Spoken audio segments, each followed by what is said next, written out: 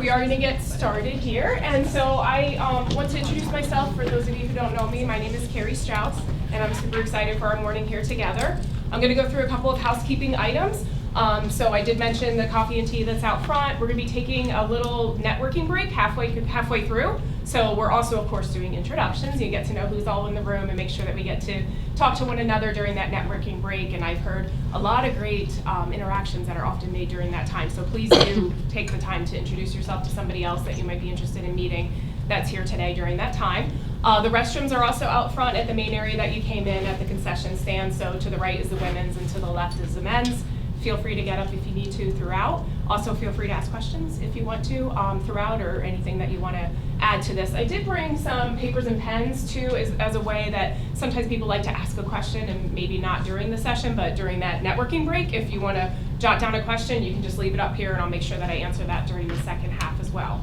So at this time, I do also want to thank Elaine Poost, who's the Executive Director of the Bradford County Regional Arts Council. Elaine has been an excellent supporter of the community and helped us come together today, and I'm so grateful to have this space. It's beautiful. If you haven't been here to the Keystone Theater before, this here's the Taylor Theater. There is the main theater that is, what year, Elaine, built? 1886. 1886, and this facility is absolutely beautiful. So please do take time to go around and take a tour if you haven't done that in the past. And I also want to thank my sons, Norman Strauss, he's up there on the computer and helping out today with that, and Cody Strauss that you probably met at the registration table. So they're both excellent, excellent young men.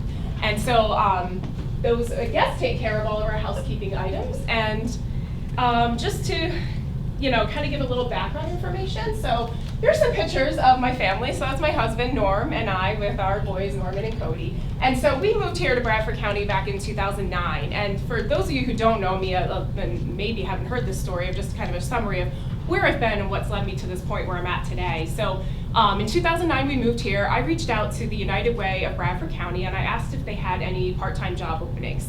I found out that they were an all-volunteer organization. And so I was asked to join the board, which was quite an adjustment because I came from United Way of Berks County, where we had 35 full-time staff. And so I joined an all-volunteer board of 28 volunteer board members. Well, by the second board meeting that year, I realized that they were really in a unique position where they were growing so fast and the community was really doing a fantastic job, but they kind of needed someone to help pull together those loose ends and to provide some leadership to them just to keep things progressing along. And so I put together a proposal to be hired as the executive director, started at 5 hours a week back in 2010, and I built up to 35 hours a week when I had stepped down last year. So 10 years I served as the executive director of United Way of Bradford County, and last month I was honored with their first ever Community Impact Award, in part for helping them grow the campaign from $240,000 a year to $640,000 a year, helping to set up an endowment fund that now stands at $680,000, and to develop a Tocqueville and Leadership Giving Society, and also a robust community impact program. So United Way is doing fantastic with the new director, Joan Smith-Reese. They also have two staff in the office, one that's a volunteer coordinator and the other as an administrative assistant, and things are going great with United Way. I'm absolutely thrilled to see that, and I'm really proud of the work that I was able to do with them. But that's ultimately what led me to doing this consulting business, because the community impact piece is really what I've always strived to bring to Bradford County. And so I think that, as you'll see throughout our morning here together, I want to make sure that everyone kind of has a background a little bit on Bradford County, and I know we're coming from different parts. So at this time, I do want to make sure that we know who all is in the room. So I'm going to take a minute to let everyone introduce themselves. I know some of you are together here in teams, but if you could still introduce at least your name and what organization or company that you're from, and if there's anything else that you want to add for a specific that you're looking to get out of the session here today. And as I said, you can always add that to the cards that I have up front. So I'll start down front here with Dawn and Stacy, and if you don't mind standing at least so everybody else can see you, and then the rest you can kind of see. I'm the director of SERVE. We serve individuals with intellectual disabilities and provide day programs. Hi. I'm Stacy Nybeck. I work with Don at SERVE. I'm the Chief Operating Officer. And what he didn't know is this is what our 33rd year of working together. So, and he was there before me. We were 5 when we started. Oh, Don was 6. That's great. So we'll hop up here to Carol. Hi everyone, my name is Carol Goodman. I'm from Wyalusing. I'm a retired school teacher. I am advisor of the WCC Youth Leadership Program. We're in our 9th year, and we teach leadership skills to high school kids. And then last summer we started one for 5th and 6th graders. So we do that for a week in the summer. I love talking about it. So if you're looking for somebody to talk to, I'm happy to tell you about my program. Hi, I'm Tiffany. I'm from the BSST Area Agency on Aging, and I'm currently the Protective Service Supervisor. Kim Chabala, one of those people at the United Way now.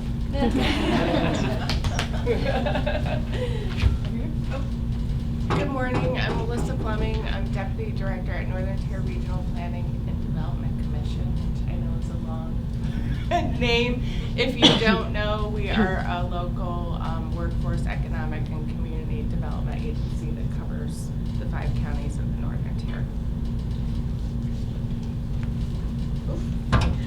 We're so low down here.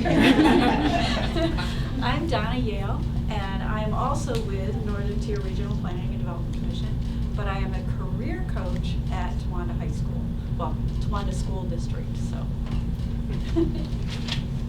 I'm Rachel Selleck. I'm also with Northern Tier. I do workforce and economic development for program management. Good morning, I'm Mitra Maynard. I'm a career coach. I have Athens and Sayre with NTR PEC. I'm not going to stand up. I'm Karen Long. I work at Northern Tier Regional Planning and Development. I have been a career coach in the past, possibly again in the future. I'm doing community outreach to connect school districts to area businesses at the moment. Hi, I'm Pat Chappell. I'm a career coach with Northern Tier Regional Planning and Development Commission as well, and I'm in Tioga County. I am Wellsboro, Troy, part of Bradford, and Southern Tioga School District. Hi, I'm Linnell Sullivan, and I work at Futures. I'm Melissa Pizzalia. I also work at Futures. I am the agency MITC coordinator, and I'm frontline supervisor for one of our care locations. Hi, I'm Jimmy from Futures Community Support Services. Also, I don't have a very fancy title, but I'm a supervisor for community homes for people with intellectual disabilities. Hi, I'm Renee Bonnick. I'm the new fiscal director at Futures, and we have, 13 community homes? It's real big. And growing, so I'm just there as of the end of April, so I'm a newbie. Great, wonderful. Good morning, I'm Valerie Kinney, PS Bank. I work on the retail side with all the branches, electronic services, wealth management, all the fun stuff. I'm Stacy Kaufman, branch manager of our Wyalusing office and our Salt Lake County office. Hi, I'm Amanda Striley Mead. I'm the branch supervisor of the Sarah branch of PS Bank. And I'm Julie Fenton, and I work at PS Bank, electronic banking. I'm Barb Knapp. I work with Northern Tier Regional Planning and Development Commission as a career coach at Tunkhannock, Canton, Sullivan County, and Northeast Bradford. Good morning, I'm Patty Dawsey, and I serve as a donor liaison for the Guthrie healthcare system. I'm Elaine Post, and we're doing a little introduction. Welcome to the Keystone Theater. Brittany Adams. I'm a match support specialist with Big Brothers Big Sisters of the Twin Tiers. I'm Lauren Rutt. I'm also a match support specialist with Big Brothers Big Sisters. I spent probably the last 5 years focusing on our school-based programs throughout Bradford County, where we have high schoolers mentor elementary students, and then spending the last year focusing more on our community-based program, where we ask for adult mentors to hang out with the kiddo for a couple hours a month and make a huge impact in their life. I'm Danny Ruff, Executive Director of Child Labor Outreach Partners. We serve 15 counties in PA, northern and central PA, and about 20,000 kids a week. That's Norman Strauss. Yeah, I'm her son. Norman's a soon-to-be junior at Northeast Bradford High School. So we have absolutely loved Bradford County to raise young men. It's been terrific. It's a great place for them to learn about the community and to be involved. I think Bradford County is definitely a compassion area in our state, and it's all of you that make that up. So thank you all so much. I really appreciate your time to come here today and to be involved in this, to really help with community and with leadership. So it's leadership in yourself, for yourself and with your, in your own groups, and also for your community that we're hoping to accomplish today.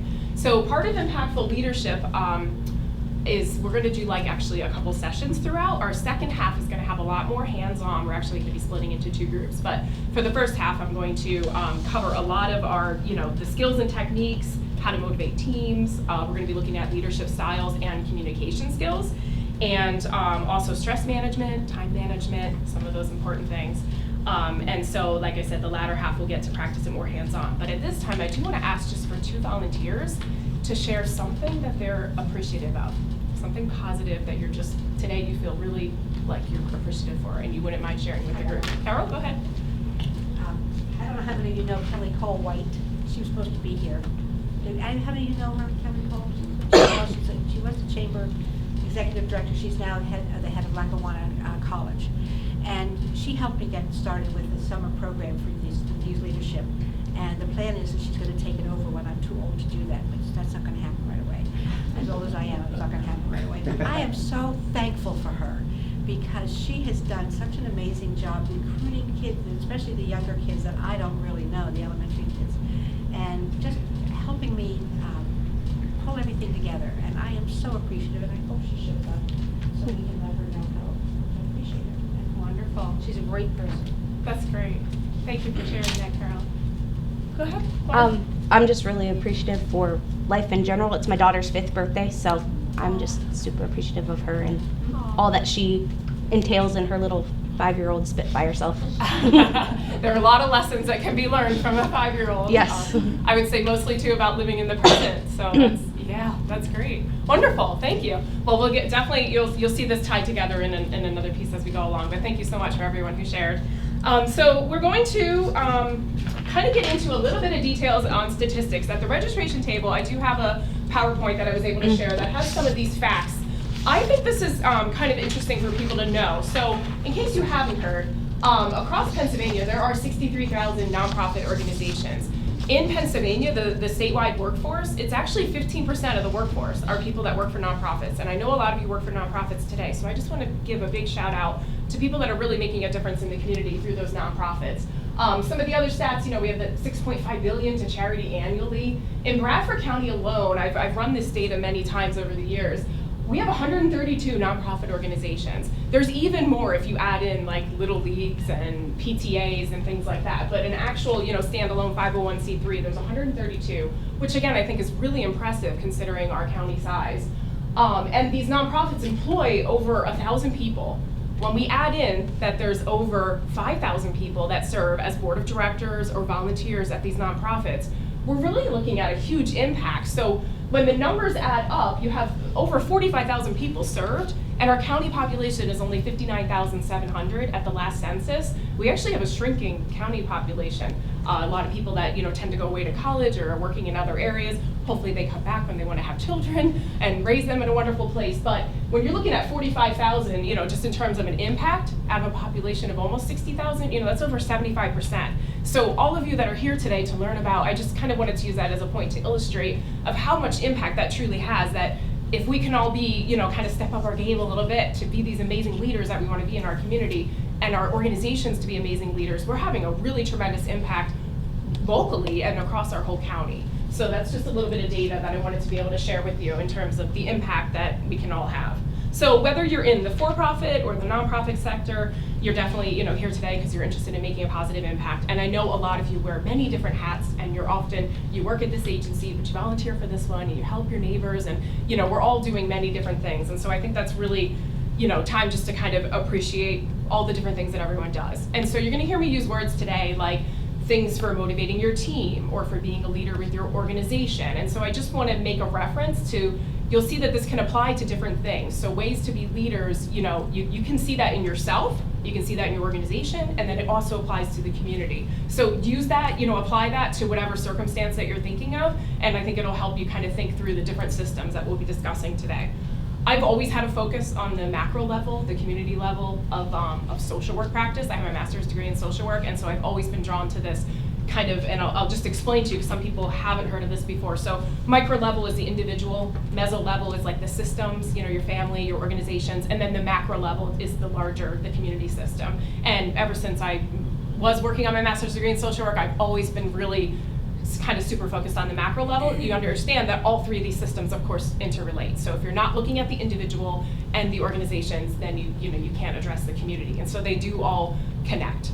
Just a little piece of information related to kind of where we're at. You're going to see yourself like kind of thinking of yourself maybe on an individual level today, and hopefully also on a systems level and a broader organization and community level. So what is impact leadership? So, impact leadership, the word impact as designed by the Oxford Dictionary, the word leadership as defined by the Oxford Dictionary is the action of leading a group of people or an organization.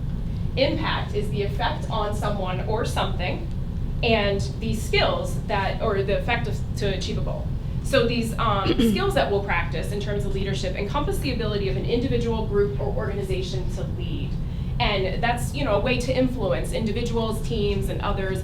And as you'll also hear today, we're influenced by all the people that we interact with the most. And like Stacy already mentioned, 33 years that you've been working together, I'm sure that there's been some major influence that's happened in terms of your coworkers and your organization. And so what you do affects everybody else on your team as well. And that's an important part of the leadership. So, we're going to use a lot of terms with people, programs, systems, organizations, and all of that comes together to what we think of when we think of different organizations or different communities. And I think we all know some organizations or some businesses or some communities that have that undeniable it factor. And it's like, what makes them outstanding? And so that's kind of a piece of what we're hoping to uncover today. So ultimately, it's the people inside them that are leading. It's the people within our county here, or inside your organization that are leading. So we're going to look at what do those people have? What traits do they do? How are they leading? And how can we all kind of observe that and learn from that so that we can become better leaders too, to be impactful. So different leadership styles. There's a really great chart on masterstart.com, and so I put this in here to look at the 4 different types. So we have the delegator, which I'm going to call Debbie, the delegator. We have Sarah, the supporter, Carl, the coach, and Dave, the director. And so we're going to go through each of these in terms of kind of what these people do and how they act. And think about yourself and others that you know in these roles. So Debbie, the delegator, might be somebody to say something like, our organization needs to raise $50,000, and you have to raise that. So this approach provides the individual with the big picture, the big goal, and it lets the individual that they're assigning that goal to trust them to be able to do that. So it's a low supportive, low directive type approach. Sarah, the supporter, would say something like, you can do it. You can raise that $50,000 because it's needed for our community. If it's not raised, the children will go hungry. So this person's giving an example, again, of the focus being explaining what must be done. And so it focuses on the relationship and the behavior motivation rather than the task. So it's a high supportive, but it's a low directive. So it gives more support to the cause, but not as much directive. Lets the person figure out, how am I going to raise this $50,000? And so then Carl, the coach, he may say something like, we're going to raise $50,000 by planning 2 successful fundraisers. We may not raise enough in one of them, so maybe we can do a car wash to bring in extra funds, or does anybody else have any ideas for how we can bring in these extra funds? And so this approach focuses on bringing the best out of your team. It guides you through the obstacles and the goals, and it takes the team influence and the opinions of others. So it's really the team approach. It's the high directive, high supportive. And the last one being Dave, the director. So he may say something like, we will raise the $50,000 by the end of the year, no matter what. Make it happen. Report back to me at next month's meeting. So this approach focuses on the employee-manager relationship. It really dictates to employees what they must do and to accomplish their tasks. So it's a high directive, but it's a low supportive. So there's 4 different types of these leadership styles. And I think it's important that all of us kind of look at, where are we at in that? Where do you feel that you may fit with that? And you may find that you're in different blocks at different points in your life. And I think one way that I see this in particular can be as simple as being a parent. If you have 2 children, you might parent one child a little differently than the other. You might have to give one more support and the other one less, or you might have to give one more directive and the other one less. But you can apply that to your, to your team and your other systems as well. So the different leadership styles. Now there's 4 different communication styles too. And of course these all interrelate. So the communication styles, of course, passive, passive-aggressive. We've all heard these words, aggressive and assertive. And I think the key points at the bottom kind of really highlight what this is. So the passive person is going to put others' needs before themselves. The passive-aggressive is going to make clear that their rights prevail, and they're going to be maybe a little, the self-denying, self-enhancing. They're putting that one may be a little harsh to work with. Emotionally dishonest, aggressive people boldly insist that their needs need to prevail. They're the ones that are always asserting themselves, being aggressive themselves. The assertive one will express what others have as their needs, but also their own needs. So out of these 4, which one do you think might be the most desirable? And I'll tell you that one of them kind of includes some categories of the other 3, but if you had to pick which one do you think may be the best communication style, would you say be the passive, passive-aggressive, aggressive, or assertive? Assertive, yep. So assertive does include a little bit of the others because it does take the others' rights and needs into consideration, but it doesn't just push down what you yourself also wants. So assertive includes all 4 of those, and it expresses really kind of the win-win situation. So the communication skills and overall leadership is kind of that. In order to communicate to lead, we have to look at what style we have, what leadership style we naturally have or want to have, and how we're currently communicating and how we can put those together. And so there's different types of ways to communicate, and as I kind of mentioned already, that you may communicate differently with different types of people at different times, even within your own team. So this slide just kind of goes through the various ways. And is it it's a little blurry to me. Can you guys see that one on there? Is it just blurry because I'm out front? Blurry. Know your team. Do you see that? Oh, it's a little better up here, but yeah, know your team, practice what you preach, find your voice and style, address each person individually. We talked about that. Of course, listen actively. Admit when you're wrong. This is something that not a lot of people do. Our society doesn't encourage it either. But we need to admit when we're wrong and to be able to say, oh, I made a mistake and now I'm going to take responsibility for that and move forward. Try not to delay communication, and whenever possible, try to communicate face-to-face. It's important to make the phone calls and the emails, but also try to talk to people face-to-face. And get to know your team and actually know who the people are that you're working with, because you'll find that there's going to be obstacles that are going to prevent your team's success if you don't actually know what's going on with someone. So take time to get to know them, find out about their family. They might have something going on in their lives that may be affecting their work. So these are all different ways that we can all learn to communicate. It takes time on everyone's part, but it's very important to do. So time management. Time is really the one thing that we all just can't get enough of. We wish we could speed up or slow down. Sometimes we wish we could just pause it all together. We can't buy our way out of it. We can't make any more time. We have 24 hours in a day, all of us, to live, work, do what we're able to do. And so I wanted to offer some tips of kind of how to manage this. A book I recently read was called 4,000 Weeks by Oliver Berkman. It's a great book. I never thought of it in terms of that we all have about 4,000 weeks to live. And so it's kind of like, how do you want to spend your weeks? And I just thought there were some really great time management tips included in that. I included the to-done list. If you're the type of person who likes to make to-do lists like I do, and you have the sticky note and you write everything out, make sure you're also having your to-done list so that you keep crossing off items. And sometimes it's fun to add new items to the list just to be able to cross them off. It builds up that momentum that you're getting things done. And so I wanted to include a to-done list. The Golden Gate Bridge, that's the analogy of the work never ends. So we try to respond to all the emails and all the phone calls and get everything done and get that whole to-do list cleared. And of course, when you respond to all those things, guess what happens?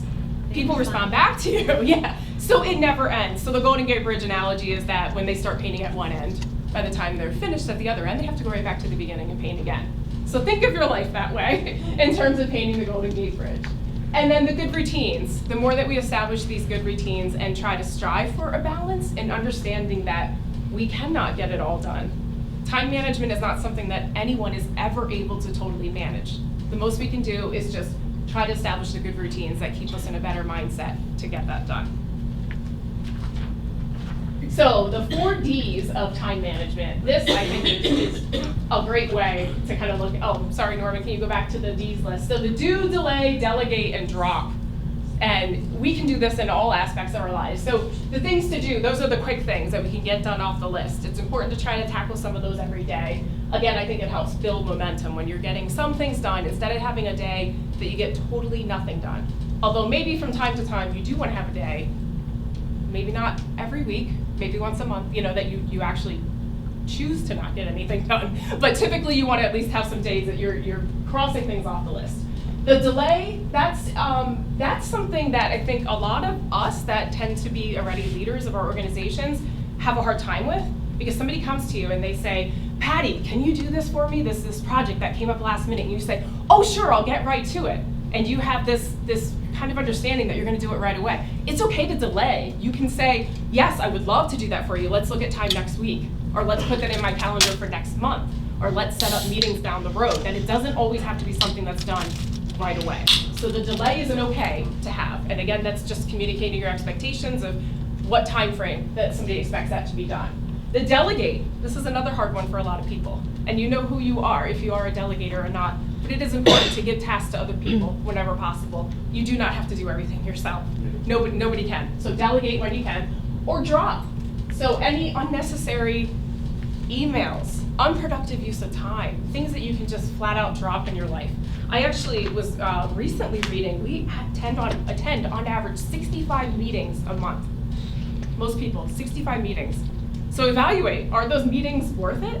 Are half of them time well spent? Could they be handled a different way? Maybe not. An in-person meeting, maybe some of them can be summarized in an email. So just something to think about. 65 meetings a month certainly seems to be a lot.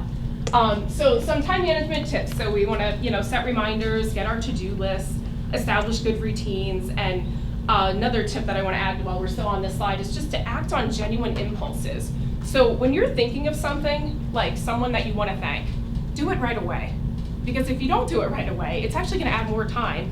You have to put it onto your to-do list in order to do it later. And so I think that we should sometimes act on those genuine impulses to, you're thinking of someone, you want to thank them, they did a great job with that fundraiser, you want to send them a thank you card. You know what, get out that card, write it out and send it in the mail. Do it immediately. Don't put it on the list for down the road, because it may not ever be done, or it'll just take more time for it to be done. So the next slide we're going to talk about a little bit is stress management. So there's 4 different types of stress. There's the time stress, which of course is things that we have to do in the whole 24-hour window. Then we have anticipatory stress. So that's when you're maybe excited or worried about an upcoming event. Sometimes you can control that, sometimes you can't. Situational stress could be worried about a situation that you have no control over. This could also include, medical issues and things like that. And then encounter stress. So that is also like maybe there's somebody that you're nervous about interacting with. So you'll see that some of these stresses are maybe easier to control than others, but just to kind of keep in mind that most of the stress that we have in our life is actually able to be controlled. It's just maybe those things that are out of your control to try to learn to let go of. So a great tool to consider, and I love this picture, with the yoga, is to breathe and to socialize and exercise. All these things really help. But the 4 A's, the avoid, alter, adapt, and accept. So try to avoid any unnecessary stress. For example, I don't have any social media. It causes me no stress. I know a lot of people that have social media and they say, it wastes my time and I don't get anything done and there's nothing positive that comes out of it. My life has been perfectly fine without it. So there are ways to avoid things that you think maybe, are not. And what I do in place of that is I go up to somebody and I say, hey, what's happening with the soccer team? When are they starting their practice? And I have an individual conversation so I know what's going on. I don't miss out on my kids' sports sessions or whatever they have by not being on Facebook or something. So you can avoid.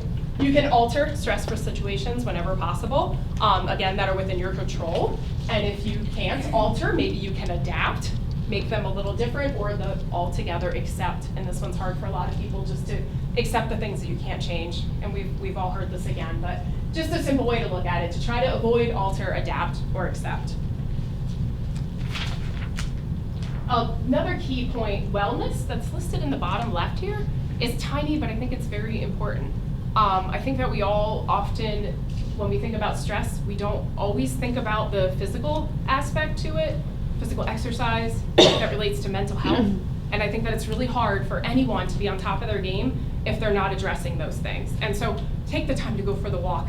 It'll help you clear your mind. You know, sometimes we think we have to just sit and plow through that to-do list and not take a break, maybe not go for a walk or not get that fresh air, get your vitamin D that day. But if you do those activities or you get a good workout in, you're gonna feel better. It does release the endorphins. It's gonna make you feel more productive. It's gonna make you be more productive. And so I think there's an important piece to that stress, to flip it to be wellness and to really look at your physical and your mental health, and for all of us to try to kind of strive towards that. Another point that I wanted to make to this is kind of to always take time to make sure that you're prioritizing whatever your mission is, that you're actually working towards it, and that you're doing something in your job that's related to your mission. And so during my time with United Way, for example, we would have all new volunteers or board members. They would serve on at least one meeting of the allocations committee, so they got to hear directly about all the agencies in Bradford County that were applying for funds and what their missions were, what their success stories were, kind of like what the involvement piece to it was, so that they weren't just on the board making the big decisions about the overall organization. They were actually also directly connected to the mission of this is the fundraising and this is why we're raising money. Another example was a day of caring. So throughout the year, we would have volunteer projects where people could get hands-on active involved with the nonprofits. And this is just another way to kind of step outside of like your daily, you know, whatever it is that you're working on. And yes, you need to do the computer work and answer all those things, but you also need to get out in person if you're not already, and make sure, you know, that you know, like if your agency is working with people that have intellectual disabilities. When's the last time that you interacted with somebody who has an intellectual disability? Because if you do, then you get these stories and these connections that's gonna help you with everything, even with grant writing and with understanding why you're doing your job to begin with, or why you're, you know, what it is that you're serving. So just a note to always make sure that you're being connected to your mission and that you're being passionate about that work and you're not losing sight of what it is that you even set out for. And I think that's much harder the longer time that you're involved too, because maybe day one you're learning more about the organization and the mission, and then as time goes on it might kind of fade away. So just a reminder to always stay connected to that mission.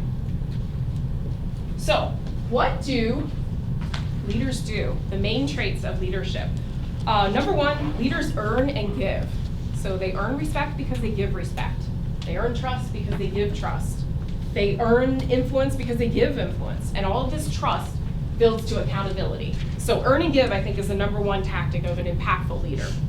Number two is a positive mindset. We all know that nobody wants to be a part of something negative, and people don't want you to fix their problems. Chances are they're not even asking for your input. And so to be positive, it is contagious. We become like 10 to 20% within of who we work with, who our closest family and friends are in our network. And if you're around negative people all the time, chances are you're going to be negative too. So don't fall into that negativity. Try to keep the positive mindset. Leaders are reliable, generous, and sincere. They ask people how they're doing because they actually do care. It's not an act. It's a genuine that you actually want to know how somebody's doing. And to convey that to people is a true trait of a leader. And it really shows that you do care and that you want what's best for the organization and for the greater good, but also for that individual. Leaders are relationship builders. They understand human nature. They try to prioritize self-care, and they really do want to build up the relationships. And Norman, if you don't mind moving to the next slide, I have 2 more points on the traits, but it's going to come up on the next slide. Yes, with community ethic and extreme ownership. And so what I call the community ethic, that's kind of the work for the greater good. So you care about the individual, but you're all working together for the team. And the extreme ownership is that a real, true leader will take extreme ownership of when things go bad, especially, and when things go well, too, though. So when things go well, some leaders tend to naturally take ownership for that. But when things go bad, you need to also take ownership for that. So it's that personal responsibility where you're saying that you have that responsibility. It leads to motivation of your other team too. And so this slide kind of pulls that all together. So the earn and give is your action is the respect, the result is the trust. And so by having the positive mindset, the positivity is going to lead to optimism. And of course that's going to make people work together more efficiently. Being reliable, generous, and sincere, but being genuine, you have that accountability. The relationship builders, they're going to practice self-care, and thus they're going to get balance. I think in our society, too many times we ask somebody how they're doing, and their answer has to be, oh, I'm so busy, oh, I'm so stressed, oh, I have so much to do. It doesn't have to be that way. It can be, things are great. I'm really trying to manage everything great. I'm appreciative. of certain people in my life and certain things that I recognize that are going well, and I'm striving for that balance. It's okay to want to strive. You should, in fact, strive for the balance, not for the, oh, I'm so busy, so busy, so busy. And so, again, the community ethic that looks at the greater good, this leads to integrity for yourself and your organization, and the extreme ownership. So you're taking that personal responsibility, and you'll find that when you take the personal responsibility, other people in your team will too. So if somebody is willing to step up and say when something goes wrong, and you yourself are willing to admit it, you'll find that other people then are also willing to take their own extreme ownership for whatever piece they had to that. So that also leads, to a motivation of others. So we all know the ones. We know the staff that blames the board. This is traditional in nonprofits. The board that blames the staff. This happens all too often. That could be applied to, your team, that everybody hates the boss, or the boss thinks all the employees aren't working hard enough. The one who takes all the credit, the one who's so negative, the one who lacks good judgment or introspection. Anybody else want to add any of the, we all know the ones, what drives you crazy about what you hear people doing that are not being good leaders? Anything else that jumps out? They're rude, maybe? Yeah. Yeah? They take your food out of the fridge. Oh, they take your food out of the fridge. They're inconsiderate, yes, yes. Micromanaging. Micromanaging, that's another good one too. Oh, that's a huge one. Yep. Not consistent. Not consistent, right. Or they treat others differently maybe, so they hold you to a different standard and you're mad that other employees get away with things that you don't. Yep. Making assumptions. Oh, that's a good one too. That's a great one. Any others that are jumping out to people? No? Yeah, these are all great. So we all know the ones. I kind of like to laugh at that. So highly effective leaders, what they should do, right? So the gossipers, that was another one too that I always hear people say. Try to avoid gossiping, judging, the negativity, the complaining. Nobody likes when people are being, whiners and complainers and making the excuses. Instead, we want to try to study, and I put this word in here, study, because I think part of what I hope everyone gets out of today is that this is going to be an ongoing process, and to study leadership traits and skills, it's not something that you just, oh, I got it, I can do this, I'm a great leader, I've been the director for however many years. No, we need to continually study and evaluate this. And so, to look at these traits like honesty, and honestly look at yourself. How are you with that? Are you being honest with other people? Are you being honest to yourself?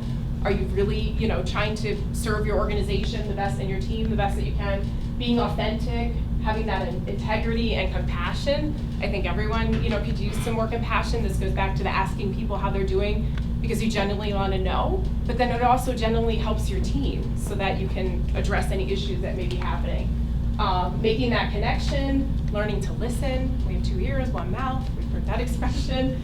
And the commitment to continue education. So whether this is reading books, listening to podcasts. I've recently gotten into podcasts. I think it's a great way to multitask, although multitasking can't always, be the best. But if you're truly listening to something to learn while you're doing another task that doesn't require your mental capacity, like folding laundry, that can be a great way to still expand your continuing education and learning. So I really hope that everybody tries to commit to continuing education and looking at what things, that other leaders are doing. I think it's also important to remember that iron sharpens iron. So surround yourself with people that are going to make you better. And so I want to encourage everyone, if you do not have a mentor, get a mentor. It is something that everyone should have throughout their entire life. Whether it's something personally that you have a goal for, you want to run a marathon or a half marathon or a triathlon, you want to get a mentor to help you figure out how to do that. Or you want to become more successful at your job and you want to figure out how your personal development can get you to get that next promotion. Or you just want to be a better, effective communicator. Get a mentor. If you're in a position to be a mentor, be a mentor. And sometimes you can do both. And so I think there's value to be had in both of those. You're going to learn lessons by being a mentor. When I was with United Way, I brought on, after my 5 years, I started bringing on new directors that were within that 0 to 5 year ratio, and they could be from another state. Through the United Way Worldwide Network, we had that opportunity where we were able to help them. Like, that first year is so hard. What do I do? I don't know where to go for answers to questions. And so I was able to be a mentor to brand new directors, but then I also had a mentor that was already a retiree. And so I think at different points in your life, it's always good to, if you can, be a mentor, have a mentor. Those are all ways that can really help. So the summary of kind of what we've been through in our first half, we talked a lot about leadership styles and communication skills, time management, stress management, and the main traits that leaders have and avoid. At this time, I'm going to ask if anybody has any questions, and then if not, we're going to do our break, and we're going to come back and to do some real great hands-on activities. We're going to do a concept called SWOT and SOAR. If you haven't heard of that, it's going to be pretty exciting. But I just want to pause for any questions now that anybody has related to any of these traits and styles and skills for leaders. It's incredible so far. It is? Absolutely incredible. Good. I'm Yeah. glad to hear that. Yeah. Glad to hear that. I Wonderful. might never forget that iron sharpens Iron sharpens iron. That's amazing. That's great. Wonderful. Great. Well, let's talk to each other during break. Please do make those connections. And feel free to get some. There's hot water if you want a tea or hot chocolate. There's coffee, decaf, and regular. They may be vending machines, Elaine, are there or no? For soda? I heard somebody looking for. Okay, if somebody needs a soda, they can see Elaine. But if not, there's coffee and tea, and there's some food, the restrooms, and yeah, chat to each other. And we'll come back here in about, let's do 15 minutes, okay? Because it's 10 now, so we'll come back here by 10:05.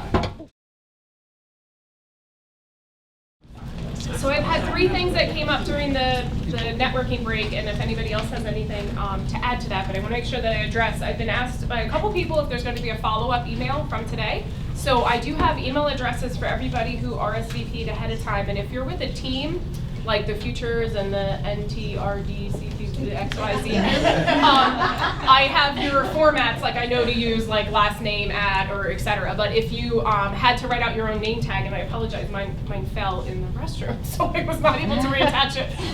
But if you had to write out your own name tag, then chances are I don't have your email address. So if you want to jot that down at the registration table before you leave, I'll make sure that I include you in the follow-up email, and it'll have a link to the PowerPoint presentation and all of the notes of any little tips that we share. And I've also been jotting things down. For example, Carol Goodman just reminded me about a great book by Steve Covey that's on the 7 habits of highly effective leaders. People, highly effective people. And then there's a teen, his son wrote a book that's specific on the 7 habits of highly effective teens. And there's one on families, and there's one on kids. Okay. So anything by the Covey family, Steve Covey and family, is a great recommendation. And so that, for example, is something else that I'll include in that email. So it'll just kind of have like a little list of things that we brought up today. So make sure that you leave your email address on the table with Cody if you don't think that I have your email address yet. And then the other item that was brought up was is kind of just related to a question. We're going to get into motivating teams, but just because this question came up in particular, I was trying to give some suggestions, kind of referring to the we all know the ones sort of people. So you're working with the team, and there's that one person who's just not kind of jiving with the team. And so what kind of things, the question is kind of posed, like what can you do when you have somebody that you're working with that maybe you greet them in the morning, you tend to be a happy, cheerful person, and they just don't respond with that, and they have a lot of negative attitude, or they don't seem to, yes, they're doing their job, but they don't seem to kind of be working well with everybody else, or, suggestions on how to kind of make that team flow together better. So some of the points that I suggested was kind of like, have we reached out personally to get to know that person and make that inroad so that we actually know who they are and what motivates them, what gets them excited. Maybe also try to recognize the things that they do well. So maybe they do their job great, they just have a really bad attitude. So maybe we're able to appreciate that they are doing their job great, even though they don't have the best attitude, and that maybe we are not going to be able to change their attitude. And so we might just have to accept that we have to let that go, that we're not going to be able to. But I wanted to pose a question to the group in terms of when you're working with, and I know we all have had this, we've had, maybe even as a student that you've had a teacher that you just didn't quite jive with, or you have a boss that you don't quite jive with, or you have a coworker or somebody that you need to work with every day that is kind of creating that challenge for you. So if anybody in the group has anything that they want to add to that in addition to some of the things that I shared, please at this time feel free to offer any suggestions of like, hey, I've done this and it really worked. Or to express that you've been there, done that too, because we all have, no. Go ahead. Been there, done that. Been there, done that. Just be nice. Just be nice? Yeah. That's great advice. So the expression of always taking the high road? Right, right. Because people who who tend to not, and if you try to stoop to that, like, well, I'm gonna be mean to them, and not, chances are you're gonna regret it. It's really not, that's not the way to go. So that's a great, yeah, always be nice. Anything else? Oh, go ahead. Well, we've done it serve, and we started with the management team initially, but I actually led a training that, number one with the management team, which kind of gave each of us the opportunity then to share our different perspectives. As part of the training, we would do different scenarios, and I think that really helped all of us to learn our different personalities and stuff. But I also do a training, and I actually just did, I think, we were at Empower Conference. Danny was at the conference. Did you come to my session? I didn't. Larissa did, though. Okay. Where it identifies the different roles that people play on teams. Right. And not just on your team, but like in life in general. Right. The different roles that people play, and that's very enlightening too. And I think even like with us, like, it kind of gave us the joking opportunity to be like, you're playing this role right now, and that is not the role you need to be playing, and then you can kind of chuckle it off. But it kind of gave us an opportunity to kind of call people on the carpet. That's great. A little bit too, like, you're being an obstructor right now, and you need to knock it off. Right. Right. But, yeah, but we've done those trainings internally multiple times, and then taken it out. And as it's well. helped. So, Good. Yeah. That's great. That's a great suggestion. It's great, but if anybody wants information on that. And I think it's important, that we're always trying to look at these things and work to improve, but also at some point we have to know when we can't, we have to accept the things that nobody has an ideal 100% perfect. I love all my coworkers and we all work great together and everything's just, it's just like, there's no perfect world out there. There's no perfect scenario. So I think to a certain extent too, we kind of have to accept those things and then to understand that other people are also. Because what we found was a lot of it, they don't even realize they're doing it. Right. Like, some of it, it's not even intentional. That's just the way they are. Mm-hmm. And you're not going to change it. You could suggest they do some continuing education and training and try to learn. We tried that too. We Right. spent a lot of money on that too, So, and that didn't. Yeah, and some places have really great policies and procedures, and they do, annual evaluations, which of course you should be doing. Even if you are a small nonprofit organization, you should even be evaluating your volunteers annually. So if you have somebody who's kind of a problem area, that can be when those things also come up. But I know that's easier said than done. It's not always, 100%. You really can't. Changing people's personalities can be a really tough thing. So ultimately, if they're getting their job done, you have to find a way, to work with them. But anybody else have any suggestions that jump out to you? Melissa had one. What? He volunteered her for it. I have one that I've always tried to teach my team all the time is to become self-aware. Understand exactly what's going on, be honest, and always be. I always try to lead with positive practices. I always try to lead with everything being positive. But also, I try to tell my staff all the time, be self-aware. It's okay to be upset. It's okay to be burnt out. It's okay to be frustrated. Be self-aware, know where your limits are, and be able to communicate them. You can come in and say to me, I'm not going to make it today. I've had it. I'm done. This is bothering me, or I'm not doing well here. I got stuff going on. It's totally okay to be all those things. Just become self-aware so you know exactly what you are able to give and be able to receive. Yeah, that's great. Great advice. Wonderful. I think just to add on that, we all have stuff. We all have things in our life that affect us, even if you do, implement a policy that when you walk in the door, you leave your personal life behind. When you walk out the door, you pick it back up. Everything in our life affects who we are, how we operate, and a lot of times it's not what we say, it's how we say it. So again, touching base on the self-aware, it's impulsive to write that email and have that tone, take 5 minutes, assess yourself, go for the walk, come back, and then address it. Yeah. Or, just something for myself, even raising kids is the same way, Don't implode. Breathe. Breathe and respond, It's the same thing in your practice, just, again, being self-aware. There's a great book, Daniel, I hope I'm saying his name right, Daniel Goldblum, about it's called Self-Awareness. It's amazing. They tried to implement this kind of stuff into schools years and years ago because with the social awareness and also social intelligence, intellectual intelligence, it continues to grow as you age. Where in IQ, you really don't. Somebody that has an IQ is pretty much going to have that IQ for the rest of their life. But social awareness and social intelligence, you can teach young, and it will continue to grow as they get older. So something they tried to implement in schools a lot of years ago. I don't know if they ever because I've been out of the school system forever. I don't know if they were ever successful with it, but it's a really cool goal. Great, I appreciate that. Wonderful. Any questions from our first half, or anything we've talked about so far? No? Okay, we're gonna dive in.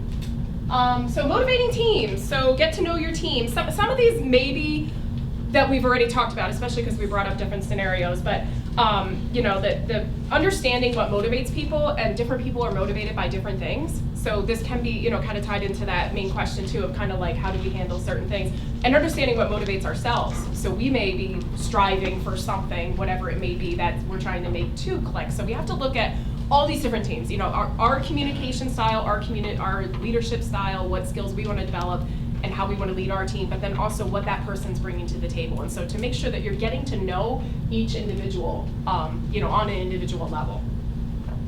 Avoiding confusion, setting clear goals up front. This one's a really important thing, to make sure that your entire team is agreeing to the established goals and deadlines, because if people are working on different things, it's not going to all happen at the same time. So we need to make sure that we're always, you know, establishing, setting those clear goals. Providing necessary resources. This one I think is important, and it kind of goes back to knowing your team, but just to ask people, is there something that they need in order to do their job better? Is there something that, you know, you could, if you're in a position to be able to give them a day off for if they need a mental health day, they're going to be able to come back to the table refreshed and recharged and able to work harder than if you just had them kind of trudge through whatever they had going on in their lives. So to be able to provide that necessary resources.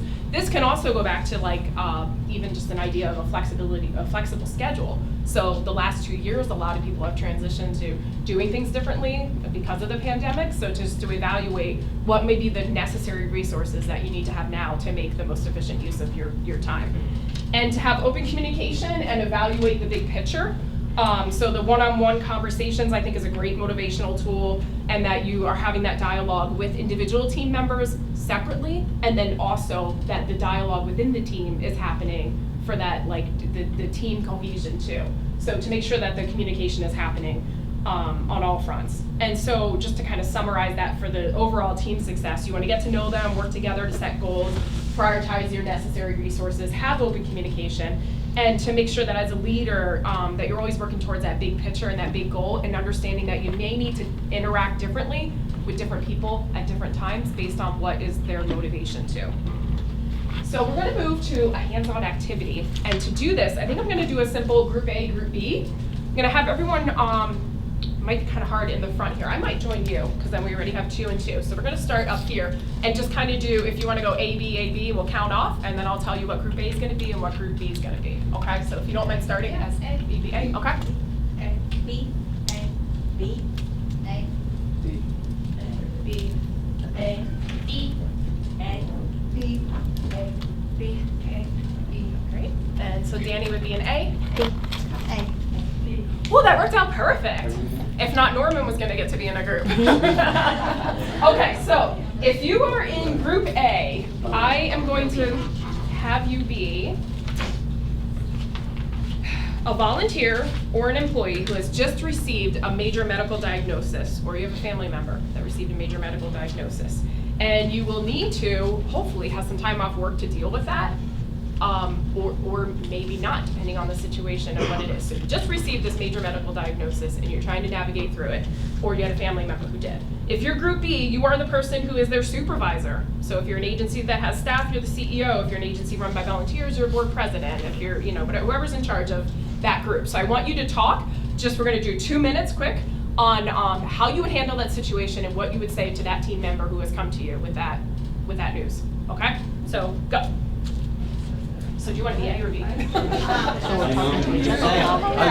be, Excuse me, boss. A, I'm B. Must be. Boss. Do you have a minute? Yes. I just got some I know exactly how to handle it, but interesting medical. I would tell you that. And I'm going to I know. I think I'd be able to work remotely. I feel like that's something that I can. Yeah. You're really not. Step away from this physical.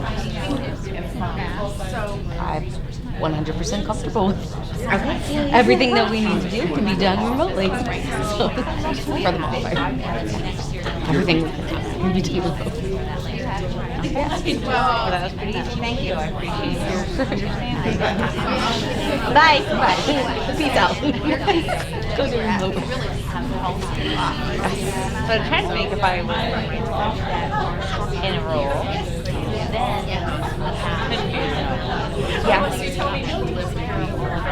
I would be more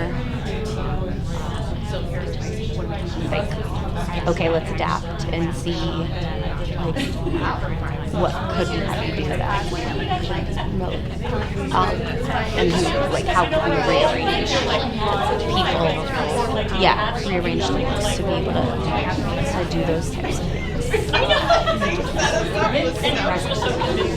There's always tasks that could get done, especially for there's delegation that could be done. Okay, I'll step in and do your physical stuff. Thank you. Those types of things. little things like rerouting the phones to my home. Right. To play receptionist. Yeah. When my husband decided to lose his job in Florida, so for us to move up here, his boss did exactly that. Just created an entire new position because he didn't want to lose him. Yeah. Which I was like, that speaks volumes to you as an employee, that he's like willing to let you go that's right, or whatever, and just creates its own new spot. So he's been here for 6 years now, and it just kind of grown. So. Yeah, there's always definitely opportunity. And I think that's the one beautiful thing of COVID is that everybody realized you don't have to sit in someone in a cubicle. Thank you. Yeah, I've definitely been blessed by that. We have a new executive director, and she's really Lauren Kylo. So if everybody has some So time she's to talk, really, and I work I'm part-time going to with cut this, you but I off left now. I know that back was kind of short, but I'm assuming we had a chance to kind of go through it. I hear a lot of sympathy. I often tell my team, no time off? So that would be the correct answer. I don't care. Yeah. Save me money. Exactly. Well, I was telling her, like, Not quite I used what to we were work at the looking community for. cup all the time, and Oh, yeah, the me all the typeface. time. I'm going there after this. Right. We're gonna It is, stop by. but then having those expectations. I've got a 68-page best practices document to go through with Larissa. We can sit there with her. Smell coffee and it's very neat. Oh, wow. Yeah, it's been a blessing for me because I left with the intention to stay home with my daughter because she starts kindergarten this year. And now Lauren's just like, yeah, whenever it works for you and so Setting up those expectations. Wait, were you A or B? I mean, I had a very cheap childcare to begin with, but it saves me doing that.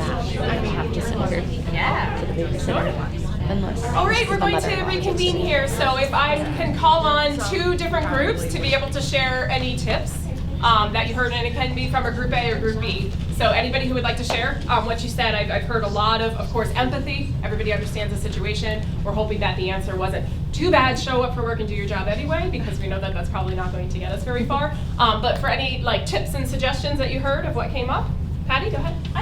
Barb really said something. I basically said to Barb, last night I got a call. My mom has a cancer diagnosis, and I just really am overwhelmed right now with what's happening at work, and I explained the situation where it's basically me and my brother's 5 hours away. My dad passed away 2 years ago, and I'm making all of this up. But actually going through it, it brought tears to my eyes because I actually have a mother I love dearly, and this is really empowering. But what she said was, after all this, Patty, what is it that you need? And you know what, as a mom, and I'm sorry I'm getting emotional, but how many of us think about everyone else? Yeah, right. And we get overwhelmed. But you know what Barb brought out in me today was that she said, what is it that you need? And she actually gave me a clear direction to say, oh my, no wait, you know what, I just need a day or two because I'm in shock, and I'm trying to think about my brother and work and my mom. And what a blessing that was. And I actually was just telling Barb, and then I'll stop. I am so blessed because I actually work with a woman like that. She's my direct report, and she models that very thing that Barb role modeled, and that is empathy, compassion, and that it is going to be okay, and you don't have to save the world. And I think so many of us take that on, that pressure. We have to save the world, we're Superwoman or Superman. And I just, through this role play, want to thank Barb, because it is in that moment when we're really putting aside all our needs and say, what is it that you need, to clear our head. And that's what she did for me. And actually, I just want to say thank you for that, because that was so empowering, because we don't have to save the world.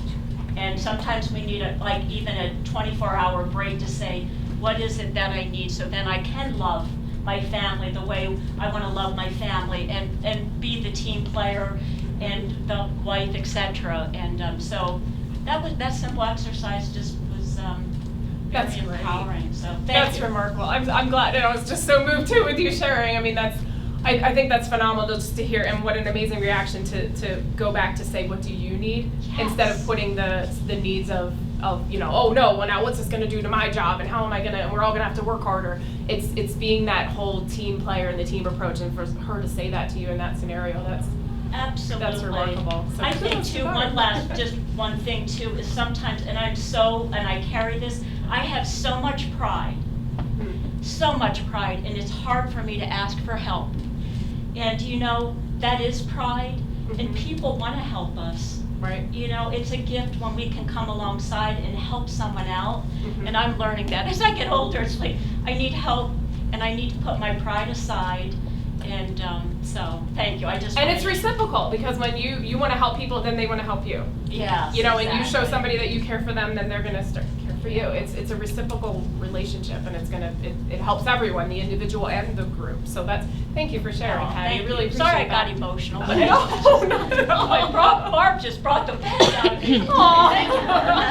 And she's a coach, so obviously it's Like when she was telling me the story, I could feel it in my body, like, oh my gosh, that's so awful. Wow. I lost my mother in the past. I knew how I felt then. I knew what I went through then, what I needed. So, it's always good to see what they need to help, because they're not going to be, if they're not good to themselves, they're not going to be good for anyone else. Like, it's important to self-care. Right. First. So. And I think that comes up to the point of kind of another dialogue that we were talking about. Some organizations already kind of have, and companies have this culture already in place, and you're lucky if you're working for one of them that do that naturally. Because when that happens to one employee, and then it's a culture of caring. It's a culture of putting that priority first. And if it doesn't exist now, you can create it, and you can make it a place that does that. Because when that happens to one person, they know what that's like when you went through it, and now when somebody else is going through it, you're going to be empathetic to them in that situation. And so I think it's kind of, how do we create that? If you're in a place right now that has that culture, that's great. Be appreciative of that. If you're not in a place that has that culture, find ways to work to create that. So somebody else who's willing to share on some tips, Elaine? I think it's really good you mentioned COVID, because we've had this conversation a lot. COVID showed us all that we can work from just about anywhere, right? So that flexibility, and then the question also in the office recently was, are we paying somebody to sit in a chair at a desk here, or are we paying them to get this job done, right? So part of it is the immediate response would be, what do you need from us, and what do we need to take on so you can have that, and then how can we take care of you, right? So with gas prices going through the roof, is it necessary for somebody to come in and sit at a desk all day? Oh, they might do their laundry while they're doing it. Did they get the job done? That I think we're breaking open those chains that used to hold us to gotta be in the office.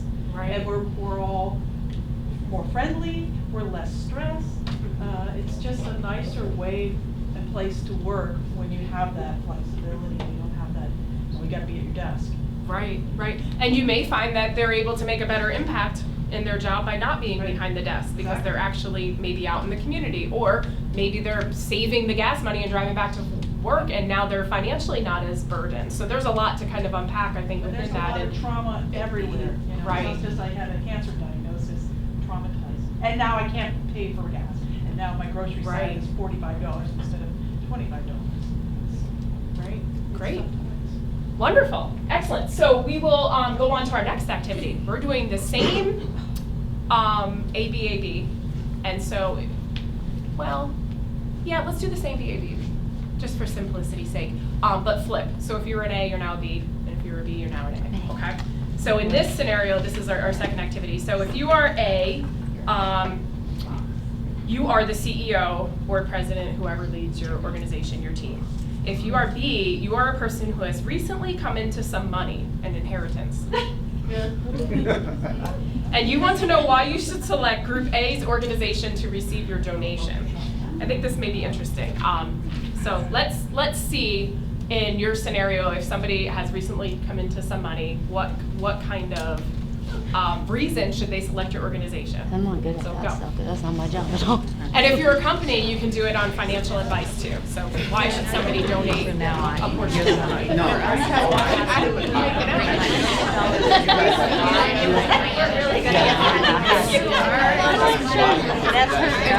Okay, exactly. All right.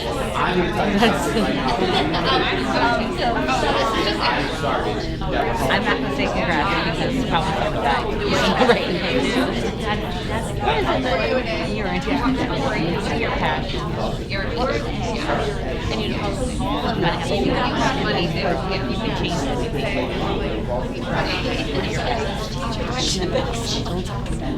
No, just have children. No, I said I am. Passionate about children. They're our future. They are quite literally our future. And I've seen them reach their potential and accomplish the that they need to do that. No, it would be a clinic. It'd be like an autism clinic. And basically. Same. So no one would I know is kids are properly fed, they can't. That's the foundation of us to even with and that kind of that emotional if they are that's where our organization is. Now we know locally in Pennsylvania there's which is a small part, but we are gaining momentum. Just think about and then giving you a heads up early graduation where they're motivated need to invest everything and build on the doctors. And our hope is that when they leave school, they bring the generation professionally and maybe because of where we know a lot of times we're in gray areas. There's something that lights up. From the beginning, we love you. and they don't fit into what we're doing. we can help that would fit in All right. I have no money. My fake money, yes. It's so funny.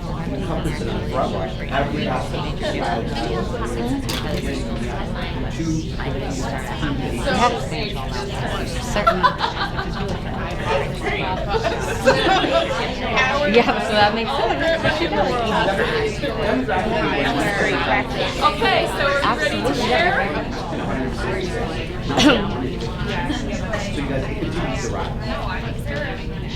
So part of, I think, what's coming out in this, I'm hearing people talk about setting clear goals up front. We're looking for outcomes, expectations, but I'm really interested to hear kind of what came out of this dialogue. And I hope I'm not cutting everyone too short, so. Lauren's ready to share. It looks like, oh, you got a good one too? I just started a new business. Yeah, these guys are investors. Oh, great. So you got business investor. Excellent. Excellent. Yeah. Well, what did they buy into? we talked about actually an organization that helps fund programs for children with autism. Okay. Because there's not a lot of them around. We all know that we deal with a lot of people with intellectual disabilities and autism later on in life as 18 and up. But what I think the key that we're missing is the some of the programs that need to start from the age of 2 to diagnosis all the way up to the ages of 18, and how much we can encompass and how much we can make a difference together by helping these programs and applying, you know, ABA therapy, after-school programs, adolescent years, 2 to 6, 6 to 10, 10 to 16. We can really, really make a difference by starting that out at such a young age and going all the way through. Because right now, we rely on school systems to help educate autistic kids or people with intellectual disabilities, and it's a failure. It doesn't work. It doesn't work because school systems are not set up to actually have programs to help each kid. So they're bust. So what happens is, like, you know, this school system's too small. We're gonna have to send him to a different school system that has a bigger program. Well, we all know kids with autism or anybody with intellectual disability, that's not the answer. The answer is to start the program, start it here, start at clinics, and let people come into these clinics and start to get help right away.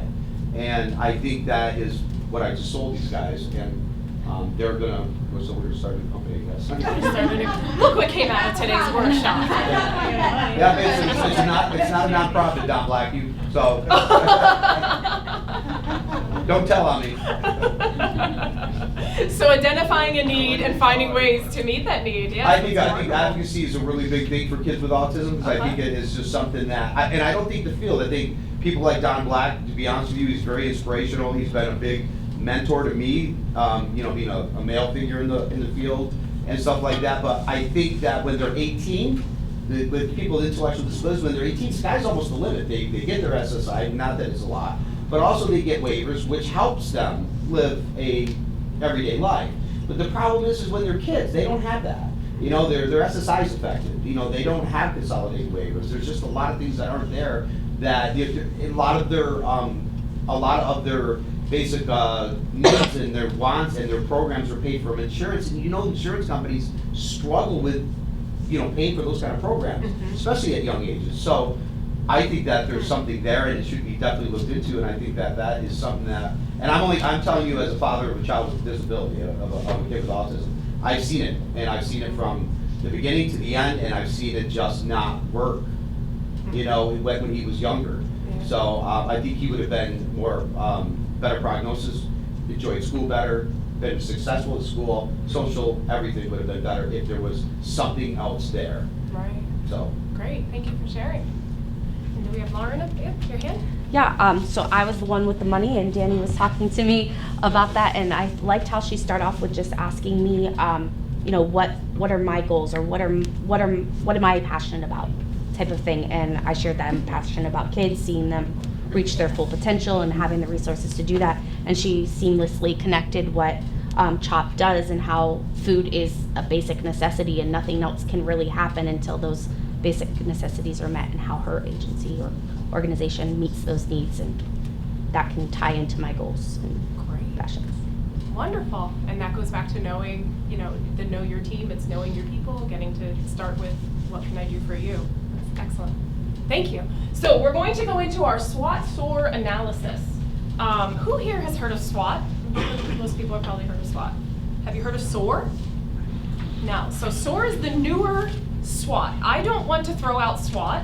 I think it's still very helpful. So I'm using an approach of a SWOT SOAR approach. So we're going to go through SWOT. So if you haven't heard of it, SWOT is your strengths, weaknesses, opportunities, and threats. And so I included this one on the right here because I know we all are on our phones now and we like to do the thumbs up and all these emojis. So I think this is another great way to look at it. It's kind of like, what are the strengths? What are going well? This can be with ourselves, with our organization, with our community. You know, what are the weaknesses? What are the things that we really want to improve on? So that's the thumbs down. What can we improve on to make that a thumbs up? What are the opportunities? What connections can we make? And what are the threats? What are the changes that are happening in society? And it can be, you know, a matter of looking at the last 2 years to kind of see where we were at, and maybe some of those threats are new now. So I think the SWOT is still very important. But the second piece to this would be our SOAR analysis. And so the key part to SOAR is really, Norman, if you don't mind moving to the next slide, we want to look at it's still strengths and opportunities, but it moves, your weaknesses become aspirations, and your threats become results. And I think that the results is where we ultimately get the impact that we're all looking for. It's kind of like the end game of what is this all for? And so the SOAR, and the reason again that I included the one on the right, so the left one mimics the SWAT, so we have the SOAR, but the SOAR is really how do we get there to like our future goal? And this really takes us I think, to a better direction of producing results. And so to analyze this a little bit, we're gonna do a third activity, and I'm gonna ask for either an agency to volunteer that we can go through the SOAR. And Norman, if you don't mind, I know I put the hands-on activity there, but we're gonna keep it on here just because I know SOAR is new to a lot of people. If I don't have a volunteer, I already asked Elaine Poost if we could use the Arts Council to go through the SOAR analysis, but does anybody want to nominate their own agency or organization to go through the SOAR? And we will help you identify the different aspects to the strengths, aspirations, opportunities, and results. Futures. You want to do futures? Okay, so can somebody share the mission statement of futures? Oh my goodness gracious, it's so long. It is, it's a book. I can give you the broad strokes. Right, to serve people. Yeah, it's to help people with intellectual disabilities to disabilities. live an everyday life to the best of their abilities. That's the broad strokes. Great, Right. and I think most people, are familiar with futures as well. So from knowing of what you know of futures, we're gonna kind of just go through this ballpark strengths.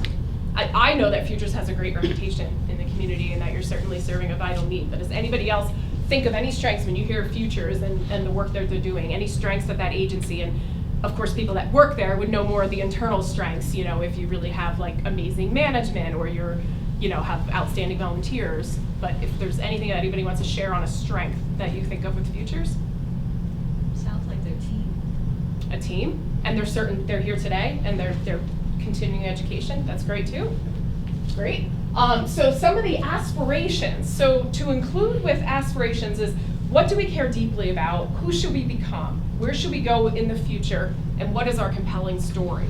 So what does futures aspire for? Do they want to be the leaders in the community of anybody who has any questions, people with intellectual disabilities? Do they, and I'm just kind of throwing darts at anybody wants to, if you know the answer or want to pose a question to what do you think the aspirations would be for futures? I'll add one just because I'm new and I'm learning all of this as well. Great, perfect. I did not realize as a person who spent 90% of my life in Bradford County, how many of these individuals are living in our area who need these services and it's a wonderful organization that they provide that. I think big picture, we would love to have more homes in more counties, locally, not just Bradford and Tioga. I know Sullivan County, there's opportunity there as well, but just to grow and provide more opportunities and homes. And, like he said, there are individuals that they grow up through the system, they do tend to fall through the cracks. We see people who have, tarnished records because they didn't have the support and those mentor programs and opportunities. So just to give those opportunities to have a home, to have the programs, the day programs that they need, just to grow and to provide those services to those people who need it. Because again, I didn't realize, even going through Tawanda every day, how many of those homes are our homes that encompass these individuals. That's great. Wonderful. Wonderful. So those are the aspirations. The opportunities. So what types of opportunities, what's the community asking for? What skills may be needed to move the organization forward or the individuals within it? Any opportunities that anybody can think of as again, going back to the positivity that... The opportunities are pretty endless when it comes to futures. I tell people all the time, when you come in as a direct care staff, you can go anywhere you want. You can go as high as you want. It all depends on how hard you want to work and how much you believe in the mission and where we're going to go. And I think that the opportunities so that we can continue to grow as an agency, so we can offer more opportunities for people to live, maybe even by themselves if they're able, live as normal of a life as they possibly can. And be able, sometimes I know working in community homes, a lot of them don't have families, so we provide that family structure for them. A lot of them don't. A lot of families, I don't want to say the word given up, but obviously as life continues to go on, COVID was a big deal. A lot of families weren't able to visit because they were ill. And so they age, so their health is starting to lose. So we provide that family structure, holiday settings, all those kind of things that we provide for them that they're gonna miss out on. So it's a big opportunity. That's great. Great. Any other opportunities anybody making up? Yeah, and just like Renee was just saying, you know, obviously we're very community-based. We're very interactive with the community. Fundraising, all kinds of different things we do inside the community. We want to bring people with intellectual disabilities in the community, and we want them to feel just like the person standing next to them in the grocery store. We don't want there to be any difference in them whatsoever. We don't wear badges so that we don't single them out, so that they're shopping just like somebody else would be shopping. We want them to feel that exact same way. That's great. Live their best life possible. Absolutely, 100%. And that may be ultimately what the result is too. But if anybody has any other suggestions for results, some of the things is kind of looking at what would need to be done to be on track for success, whatever the organization deems as success, that should be ultimately fulfilling the mission. How do you know that you are succeeding? And so, any other thoughts related to results? I don't want to assume that it's implied that, you know, that you fulfilled the mission, that's your result, but there could be others. Elaine? What about go back to opportunities? Because okay. One thing from COVID that I learned was the value of partnerships. And even deeper partnerships. How can the Arts Council or how can the movie theaters serve futures? Big Brothers, Big Sisters, job. How can you help us? I mean, we've got all kinds of different programs that we're working on, but we know that we need, one, because we don't have capacity, but two, we have partners and they need help, but there are ways that we can strengthen one another coming together, whether it's community conversations, we did child sexual abuse, because they were partners, not because we could do it, because we are stronger together. Right. That's an excellent point, and I think I have seen, even before COVID, but especially now since COVID, that is so true. That I think there are people that are reluctant to want to help other organizations, or even I would say companies that want to help other. It doesn't hurt you to help them. It would help you to help them. You know, there's a mutual benefit to that, and so anytime that you can collaborate and partner, I do see that as ultimately being helpful. The SWOT score analysis, I guess just to touch on that too, like we've been talking about the pandemic, and I think if your agency has not been doing a needs assessment, you know, we talk about you really try to do that every 3 years at the minimum if you can. But if you haven't done one since the pandemic, now's definitely the time to do it. A lot has changed in the last 2 years. And so I wanted to bring this today to this concept of the SWOT score, because you can see within yourself and evaluating yourself as a leader and evaluating your organization, you can think of yourself in terms of like, what strengths do I have? You know, what results am I looking for? And then you can take your organization through this model too. And so I just want to make sure that everyone kind of takes themselves through that, takes your organization through that. And like I said, I'll be able to share all the notes with this as well. But just for a model, I think that was great to go through with futures and to share some different ideas with that. So the last part is kind of just, we're going to close with an open question and answer sort of session. I do want to summarize that we did start our first part with the kind of, I wanted 2 people to share. I'm going to ask 2 more people to share anything that they're appreciative of, grateful for. Go ahead. I'm just really appreciative of that. I'm blessed to be able to wake up and I have a wonderful husband and 3 girls, and we're just trying to create kind human beings. I think we're doing a good job, and just blessed to come to a job that I love. It's not a drag to get out of bed and come to. And I feel like I'm giving my skills and blessing the best way that we can, and doing a good job. And I've worked with wonderful people. It truly is. Number 1 focus of our agency is making sure that our employees are taken care of and being able to take care of our family if we need to do that. That's great. That's great. And that's all a part, that really summarizes impactful leadership. It's, you know, recognizing what you're appreciative for and being able to help other people, and that your skills are contributing and helping with that. And being here today, hopefully enhancing that and being able to take that back also to your group. Somebody else that would like to share something they're appreciative? Go ahead. This is my first year as a career coach, and doing that activity that the AB, you know, I came from an environment that wasn't very welcoming, and I think most of us, that scenario, like, we can picture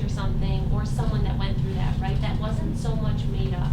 Like, it doesn't have to be so grand, but there are things that you felt stress, right? The balance of how am I as a daughter, mother, sister, how am I as a worker, you know, like, and some things that I craved is like being around people like this that think the same way and like that show empathy but still have so much pride in your company, whatever that is, or organization.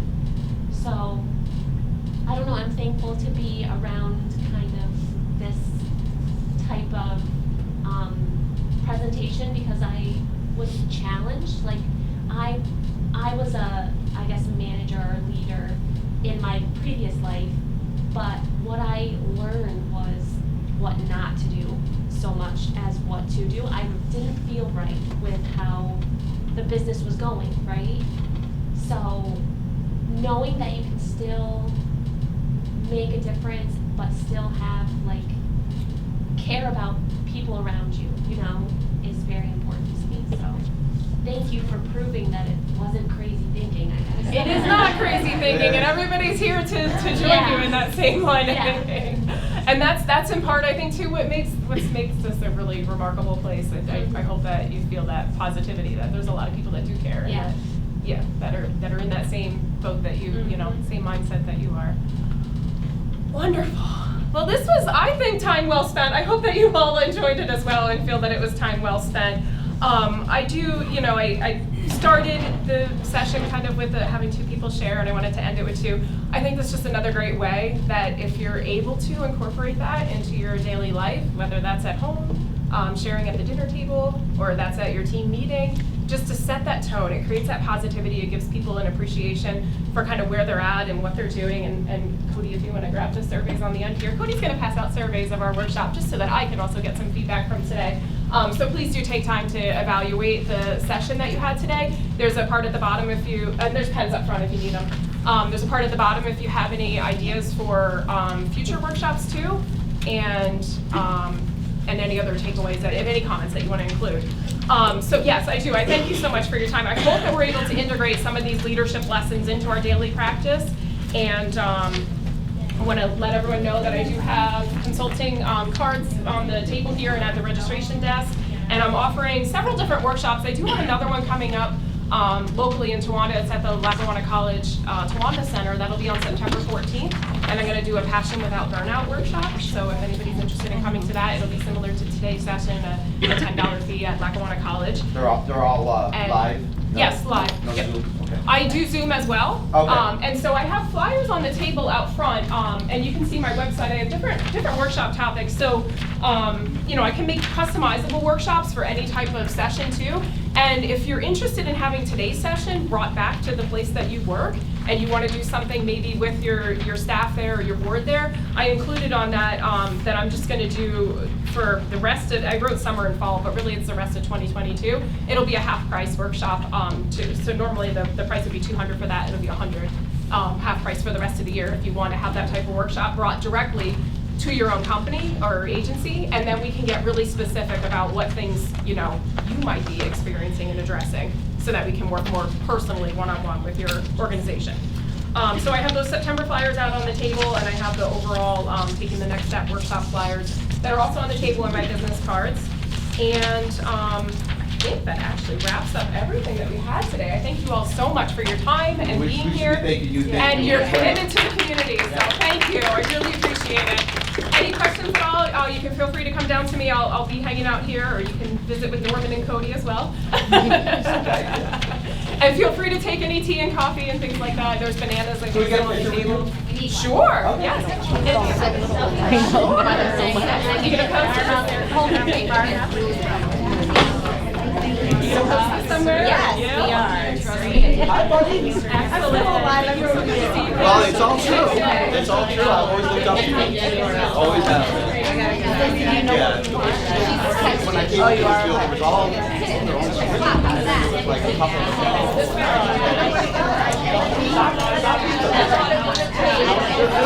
guys with heart stuff.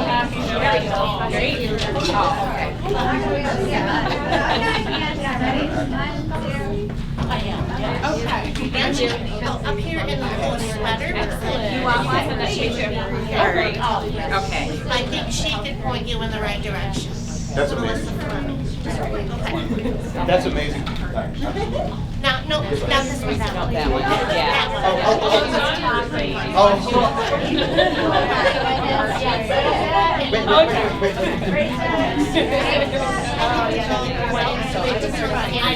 So my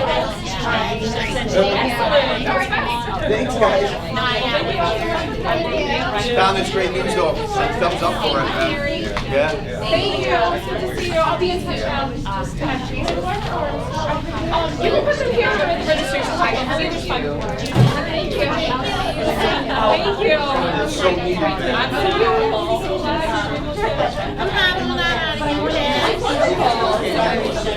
Yeah, that's great. Yeah, I mean, I'll spread that word. That's great. Is it going to still be the name served? Decided, yeah. See, Don, you can't go anywhere. You're going to have to stay for Well, that's what I said too. Yeah, I know. Keep it up. Keep up the great work. We need you. I know. I'm sorry. Well, yeah, that's it, right? We need this. Did they meet me already? Oh, I think it's 11 o'clock.